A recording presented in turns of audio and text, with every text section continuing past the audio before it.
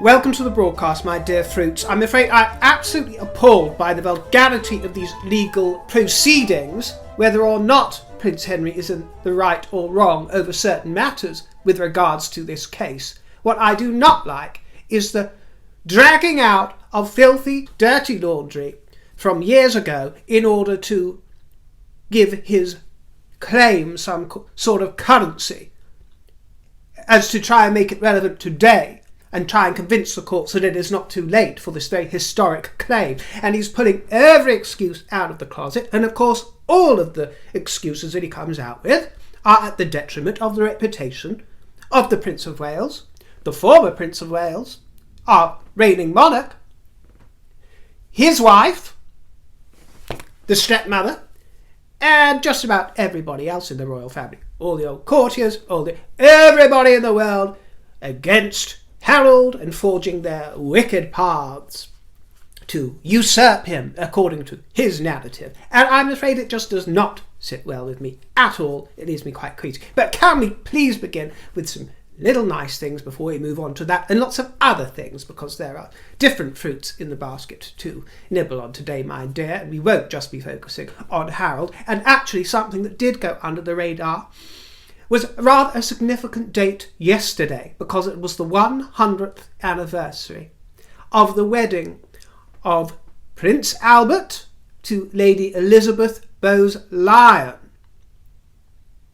Yes, 'twas in 1923 that Prince Albert, known affectionately as Bertie, and later King George VI, married Elizabeth, who went on to be known, of course, as the Queen Mum, basically. And looking back at the photographs, isn't it charming to look at the beauty of the era?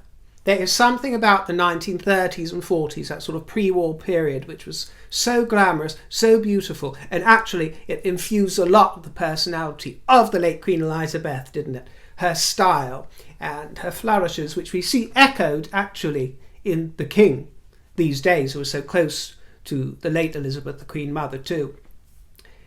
We see those styles echoed. And I've got to tell you, I spend so much time, as you know, my dears, looking back nostalgically at last century on YouTube. YouTube is fabulous for it, and there are little windows and portals into history. And I really have to tell you about this, just in case you don't know that they exist, because some of you won't watch these sort of things on YouTube, but it's fabulous. There's one channel, British Pathé, which is fabulous.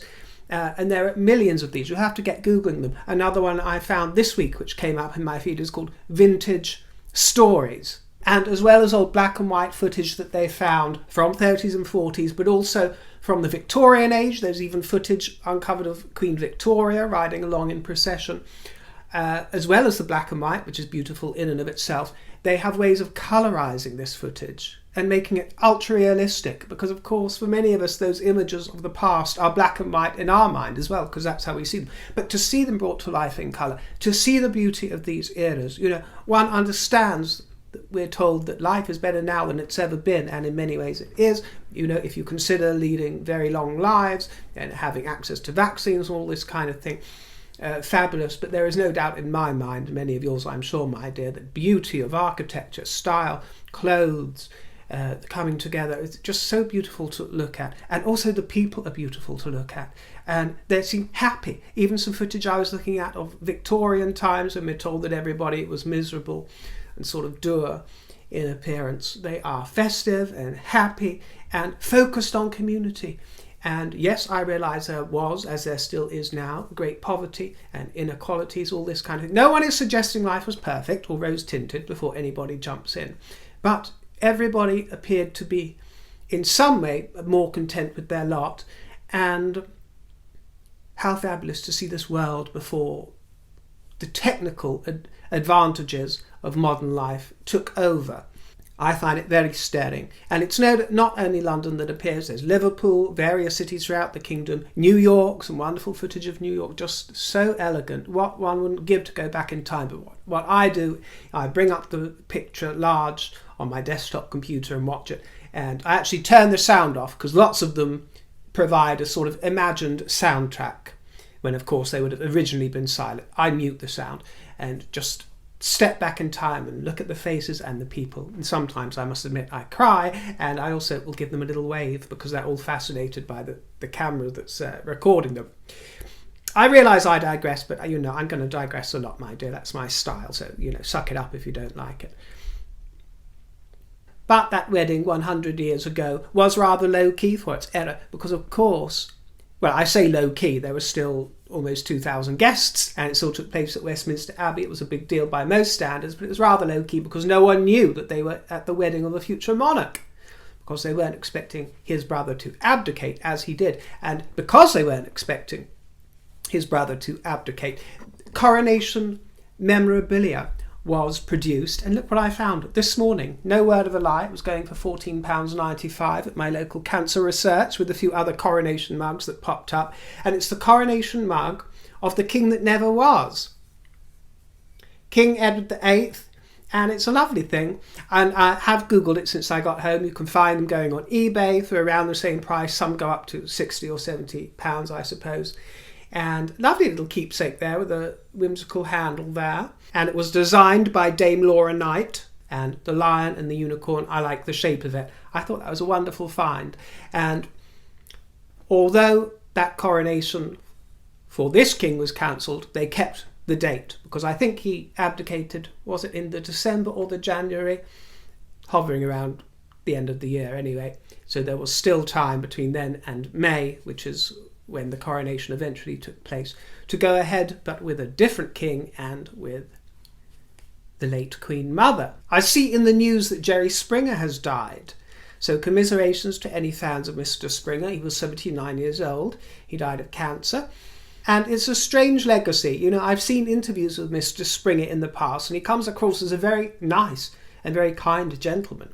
And I'm sure in many ways he was. So I don't mean to disparage him, but I also think that his style of shows, which became so very popular, have created a legacy which isn't especially royal, should we put it that way. But I am not being a hypocrite here. I am certainly drawn to watch that sort of trash on occasion. So if one is feeding the monster, one cannot accuse the monster of being wicked without accepting the wickedness within myself, shall we say, or ourselves. So I'm not doing that. I'm not being a hypocrite. But I don't know if it was the beginning of the end, but I do think that it's interesting to consider the implications of the echoes of the influence of that particular show and its popularity, pitching one against the other, families against the other. Dare I say it, a tawdry cabaret? It was such a huge hit. It had such influence everywhere, including even on tabloids, who had already been vicious enough for this device, which I think we even see today on social media. Presidential elections, one pitted against the other, in a way that is more tawdry than in decades past, isn't it? So, as I say, I'm not wishing to disparage the individual on the day of his death, but it brings a moment of reflection, doesn't it, to see where we are today with the likes of William and Harry and how it relates to these influences from the past, which is rather sad. It's the spectacle, isn't it, my dear? It's the hanging out of the dirty linen for all to see. It's this exhausting circus that we hear spoken of by various quarters.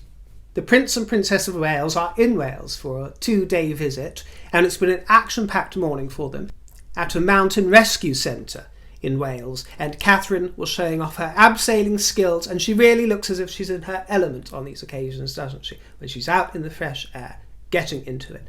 They joined in celebrations celebrating the 60th anniversary of the Central Beacons team, and William is patron of Mountain Rescue, and the both of them engaged in training activities, abseiling, medical support exercises, search dog rescues, and all kinds of bracing activity. Some lovely photographs there. Lovely to see them in red, and also it was wonderful, absolutely wonderful to see the Queen in red today.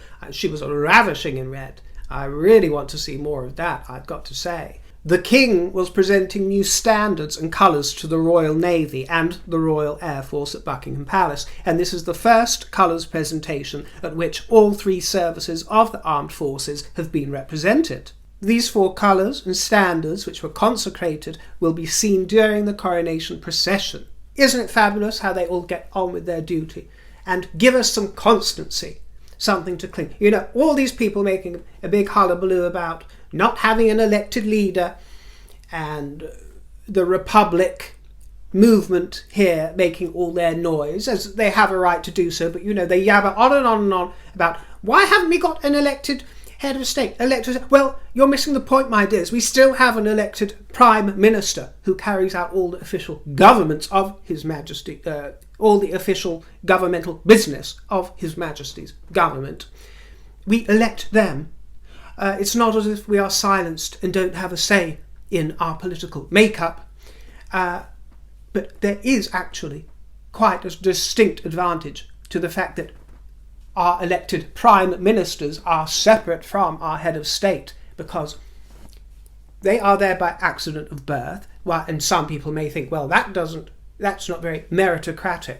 Well, that's the whole point of it, my dear. It offers us a family and a bloodline that are steeped in tradition and history and give us some character and flavour and some constancy, and give us a familial attachment to our head of state that represents us boldly, royally, and with a separate quality to the prime ministers or the presidents or the leaders or the tea shops. What is it they're called in Ireland? The tea shop.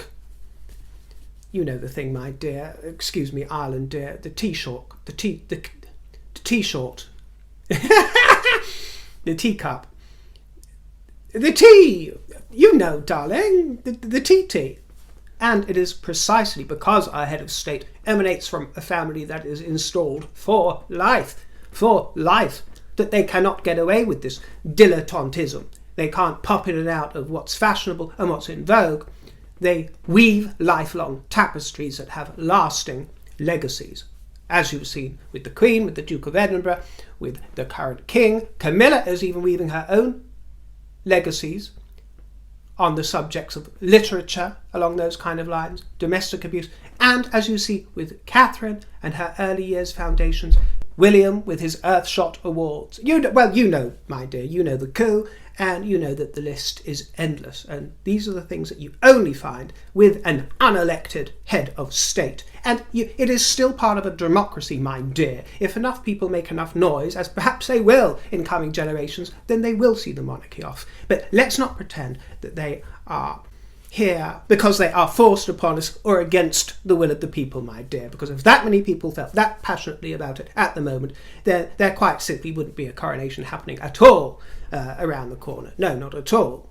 And it was rather satisfying to see the king defended by his very young subjects this week in Liverpool, wasn't it, my dear? Yes, because the usual protesters showed up with their vulgar neon signs.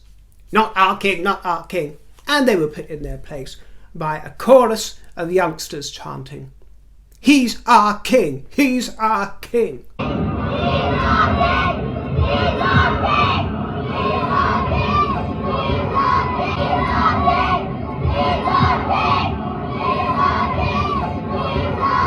How heartwarming it was.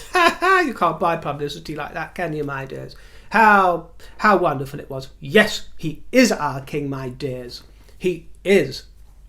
Absolutely. Props to you. This was in Liverpool outside the city's central library to mark its twinning with Ukraine's first public library. And the children showed off their coronation artwork. Isn't it fabulous? And because the city is preparing for the Eurovision Song Contest, the stage was revealed and shown to the King and Queen, who met with key figures there that enjoyed themselves. They enjoyed the conversations, had some nice chit-chat, looked over some artwork and had a giggle. And, you know, let it be a warning to the hoi polloi with your neon signs out there.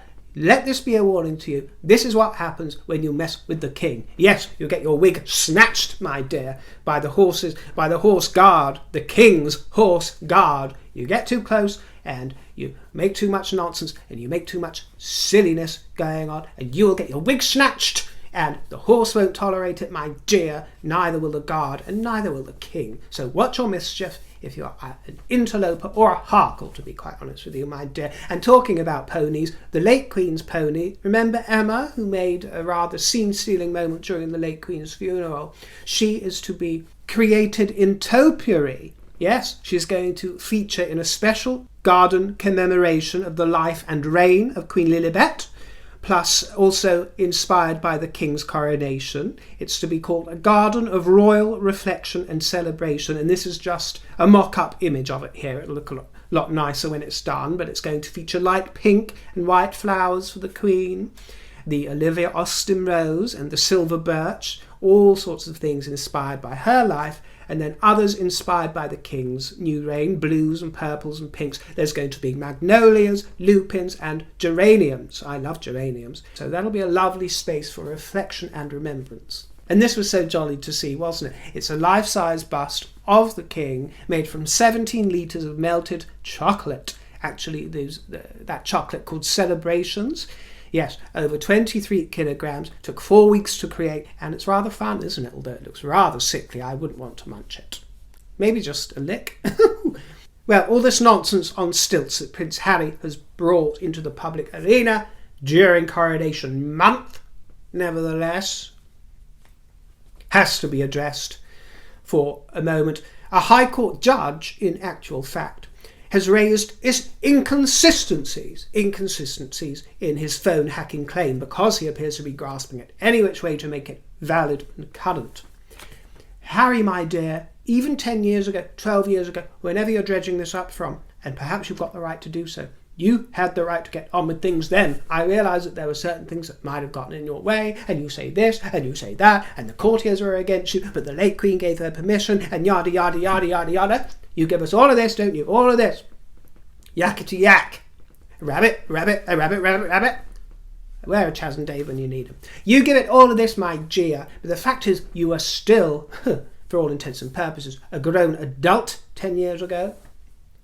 Hard to believe with your teenage behaviour and your teenager that you were, and you could have taken the decision, the executive decision, to get on with it then. But what were you doing? Trying to protect your family. Well, you come out with every excuse under the sun, my dear. You know, Harry has alleged that this secret agreement, which he could have termed as private settlement. For those of you that might be Team Harkle or whatever, you know,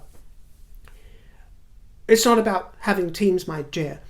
You have to try and understand that the likes of me get noses put out of joint when we read this kind of language, because he's talking about our future monarch, William, and his brother, and there's no need to call it a secret agreement when you could call it a private settlement, which ain't unusual. It ain't unusual, my dear, because 90% of civil claims within the kingdom, 90%, also end in a settlement of this kind. It is totally the way.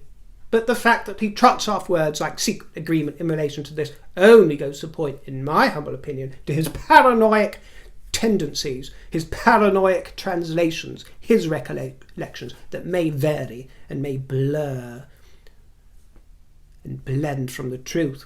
But he alleges that this secret agreement is what prevented him bringing his claim earlier. Well, Mr. Justice Fancourt, I've got to say, I love the Justice's name, Mr. Fancourt. Fanny Court, isn't it wonderful? Justice Fancourt. Fabulous. Well, he questioned why Harry had failed to mention the alleged pact in his original claim. Yes, my dear, his original claim was slightly different and omitted certain details that he's hurriedly adding on. I thought perhaps he's been flicking through Art of Memoir, that tome that so inspired his ghost, Mr. Mooringer. Perhaps he's been referring to that.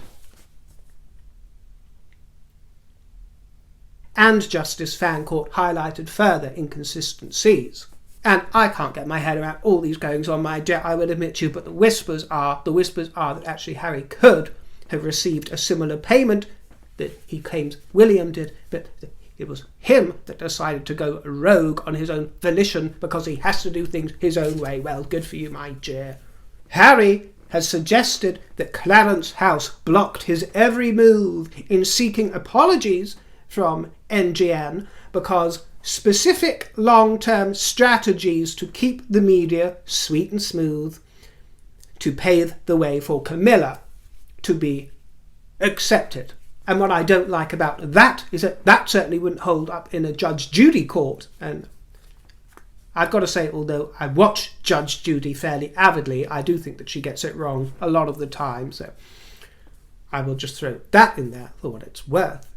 But, as Judy would say, well, first of all, she would say, baloney. And second of all, she would say, don't pee on my leg and tell me it's raining. And thirdly, she would say,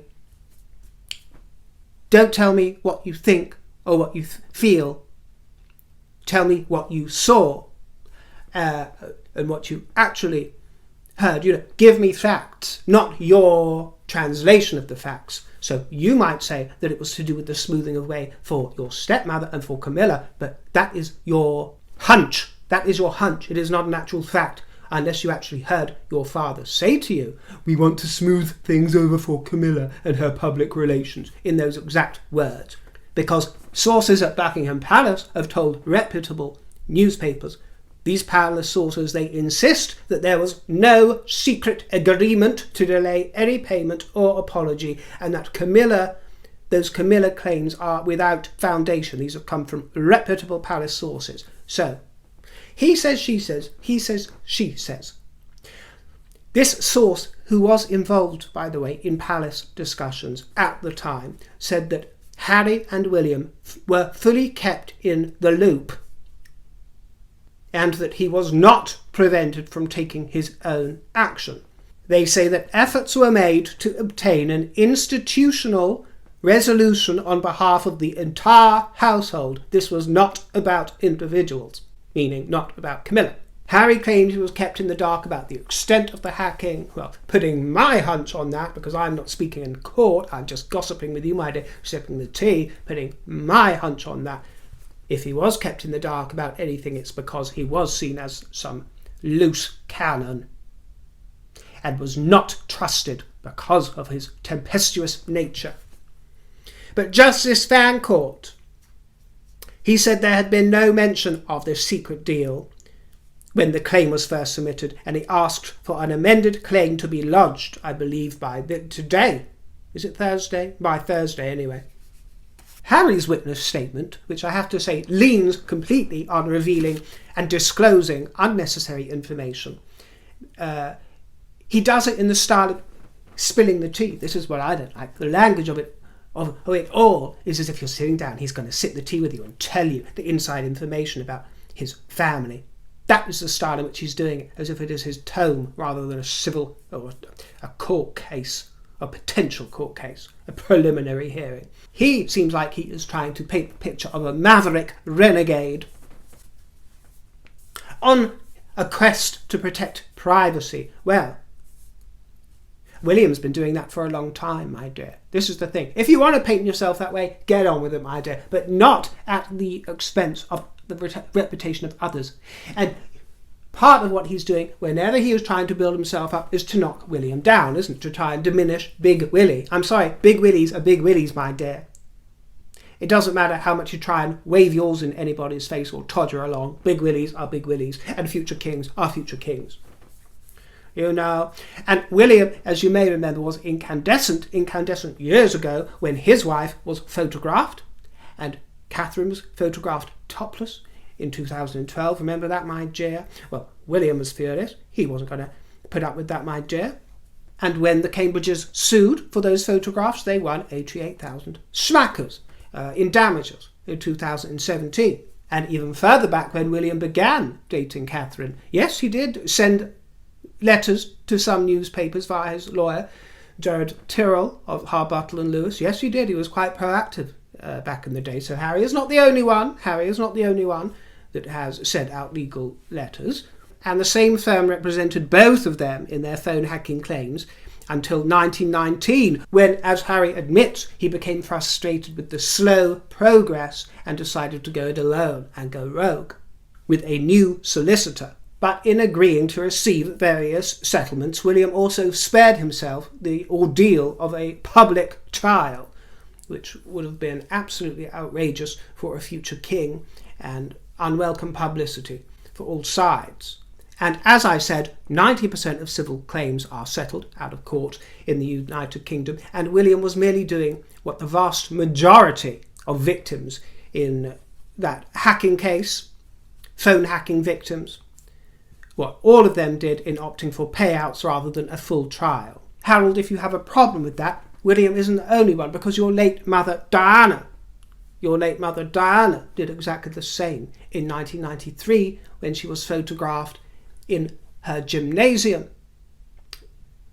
She was photographed working out, and she sued, and guess what?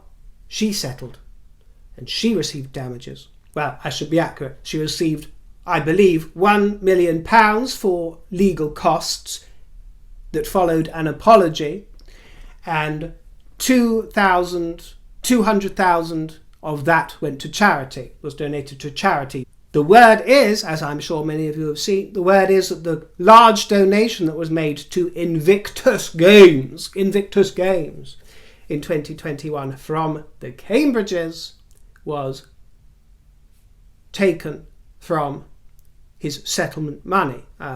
I've yet to find anything that confirms that one way or the other, so I don't want to say that as fact, but that is the belief. And regardless, that's what they gave to Harry's charity, Invictus.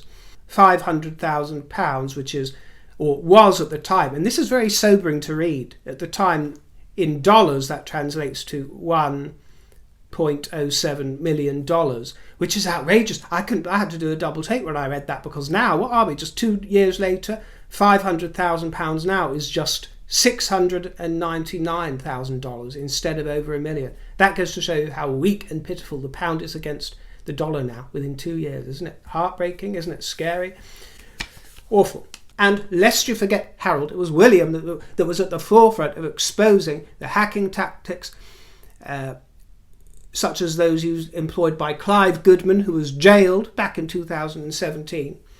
He was at the forefront, my dear, so don't underplay his role in that as if you are the renegade mastermind, dear.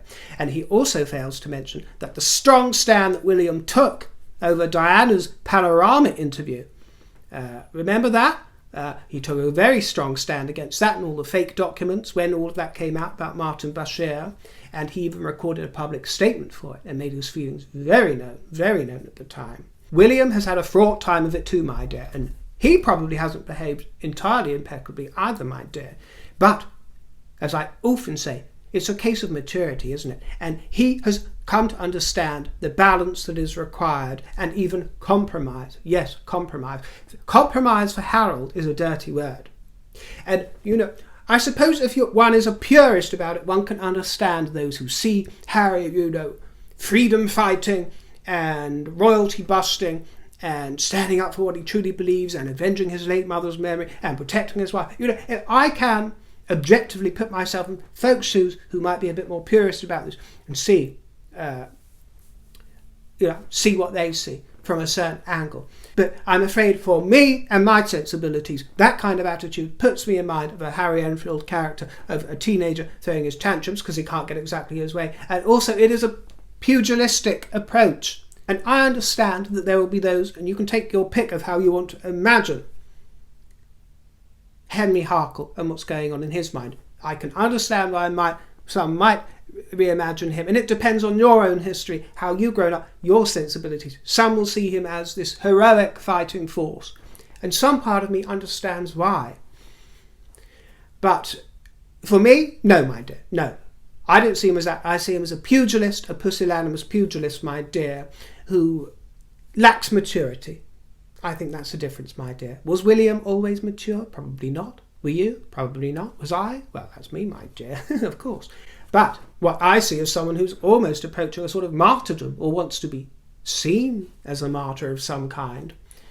And the more that emerges that he tries to disparage his family, the more that I see and feel that they were always trying to protect him, and realise that they were dealing with somebody who was always going to invoke more and more drama, and instead of extinguishing fires, wanted to ignite and become some sort of arsonist for these fires. Harry's also trying to pile on blame for his current situation onto the dismissal of Sir Christopher Geidt, who was the late Queen's private secretary before he was replaced by Edward Young, who Harry despises and doesn't like.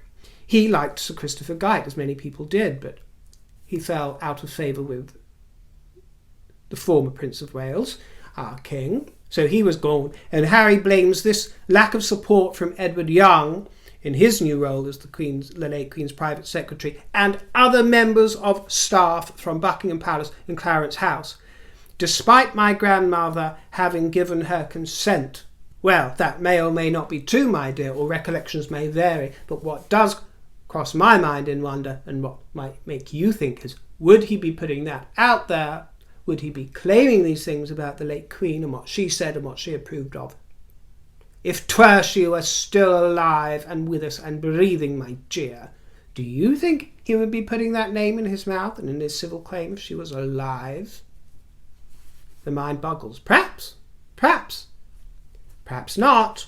It's been confirmed that the Princess Royal will attend the coronation as gold stick in waiting. Yes, we've had a lot of talk, haven't we, recently, about white rods, black rods. Well, now we're on to gold sticks and silver sticks. Actually, the gold stick is an ebony stick with a gold finish to the end. Yes, that's the gold stick. She's going to serve as gold stick in waiting. It's a ceremonial position that traditionally protected the sovereign. And the office of gold stick is jointly held by the colonels of the Life Guards and the Blues and Royals, and it's a position she's held since 1998. The office of the gold stick dates from the Tudor period, when two officers were placed next to the sovereign for protection, and since Queen Victoria the role has taken on a more ceremonial flavour. Here is Earl Mountbatten of Burma with gold stick in hand. And there is also silver stick, and silver stick is the commander of the household cavalry. Well, my fruit crumbles, in the words of the late Jerry Springer, take care of yourselves and each other. And I will see you in the next broadcast. Do come back and see me, won't you, my dear? Leave me a juicy comment, and if you'd like to visit my Privy Purse, the link is in the description box, and I thank you most sincerely. I will catch up with you soon. Take care, my dears. Ta-ra and toodle pip.